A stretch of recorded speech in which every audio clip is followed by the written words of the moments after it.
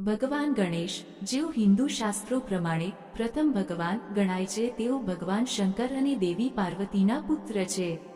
તેમની લાક્ષણિકતાઓના લીધે ભગવાન ગણેશ અથવા ગણપતિ દાદાને સહેલાઈથી ઓળખી શકાય છે. તેઓ લાંબી સૂંઢ અને સુપડા જેવા મોટા કાનવાળું હાથીનું મસ્તક ધરાવે છે.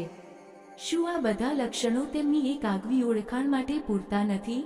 બાળ મિત્રો, શું તમે જાણો છો કે તેમને હાથીનું માથું કેવી રીતે મળ્યું? તો ચાલો આપણે એની વાર્તા કરીએ. એક વખતે પાર્વતી દેવી સ્નાન કરવાની તૈયારી કરી રહ્યા હતા. તે દરમિયાન કોઈની દખલ ના થાય તે માટે નંદીને દરવાજા પાસે ચોકીદારી કરવાની અને કોઈને પણ અંદર આવવા નહીં દેવાની સૂચના આપી હતી. થોડી જ વારમાં શંકર ભગવાન ત્યાં આવી પહોંચ્યા અને તેમણે નંદીને દરવાજા પાસે ઊભેલો જોયો. કોઈને અંદર નહીં આવવા દેવાની પાર્વતી દેવીની સૂચના હોવા છતાં પણ ભગવાન શંકર પ્રત્યેની પોતાની નિષ્ઠાને કારણે નંદી તેમને અંદર જતા રોકી ના શક્યો.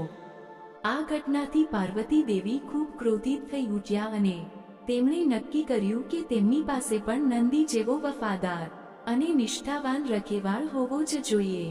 આમ ફરીથી એક દિવસ જ્યારે પાર્વતી દેવી સ્નાનની તૈયારી કરી રહ્યા હતા ત્યારે તેમણે જાતે જ પોતાના માટે રખેવાળ બનાવવાનું વિચાર્યું.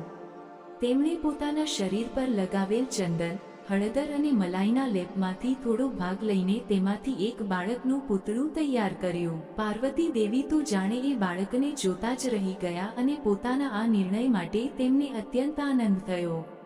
તેમણે એ પૂતળામાં પ્રાણ પૂર્યા અને તેને પોતાના પુત્ર ગણેશ તરીકે જાહેર કર્યો.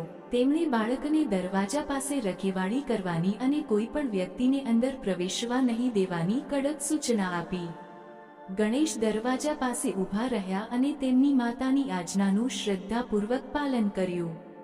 થોડી જ વારમાં ભગવાન શંકર ત્યાં આવે છે અને એક નાના છોકરાને ત્યાં ઊભેલો જોઈને આશ્ચર્ય પામે છે. તેઓ અંદર જવા માટે આગળ વધે છે પણ ગણેશ તેમને અંદર જતા રોકે છે.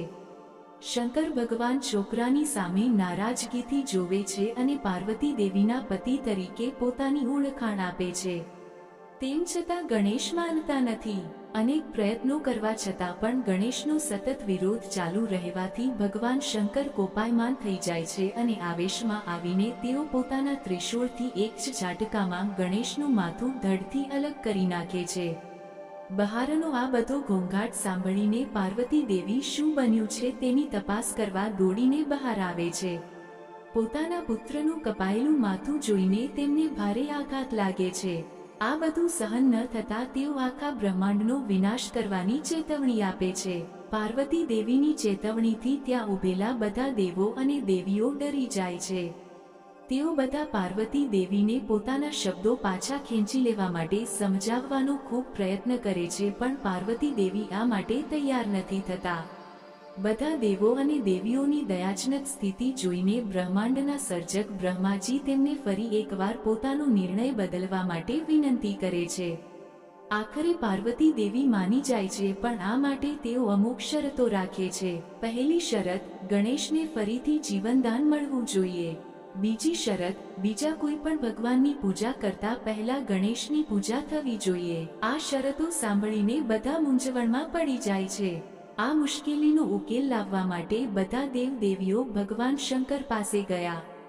પોતાની પ્રિય પત્નીને શાંત પાડવા માટે ભગવાન શંકરે પોતાના ગણને આદેશ આપ્યો કે જેનો ચહેરો ઉત્તર દિશા તરફ હોય તેવું જે કોઈ પણ પ્રાણી તેમને સૌથી પહેલા દેખાય તેનું માથું લઈ આવે. બધા ગણ તરત જ આવા કોઈ પ્રાણીને શોધવા નીકળી પડે છે અને થોડા સમય પછી તેઓ એક હાથીનું માથું લઈને પાછા ફરે છે. ભગવાન શંકર તેને ગણેશના શરીર સાથે જોડે છે. પોતાની શક્તિઓનો ઉપયોગ કરીને તેઓ તેનામાં પ્રાણ પૂરે છે અને ગણેશને પોતાના પુત્ર તરીકે જાહેર કરે છે. માત્ર આટલું જ નહીં પરંતુ તેઓ ગણેશને તેમના ગણનો અધિપતિ પણ બનાવે છે.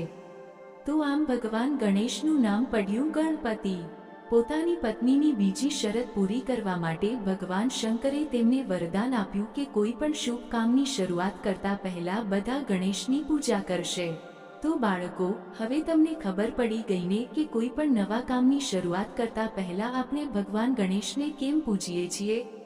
પૂજા વખતે બોલવામાં આવતો મંત્ર વક્રતુંડ મહાકાય સૂર્યકોટી સમપ્રભ નિર્વિઘ્ન કુરુ મે દેવા સર્વ કાર્યેષુ સર્વદા.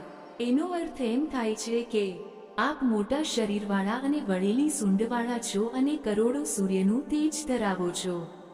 હે દેવ, આપ અમારા બધા જ કામ હંમેશા નિર્વિઘ્ને પૂરા થાય એવી કૃપા કરો.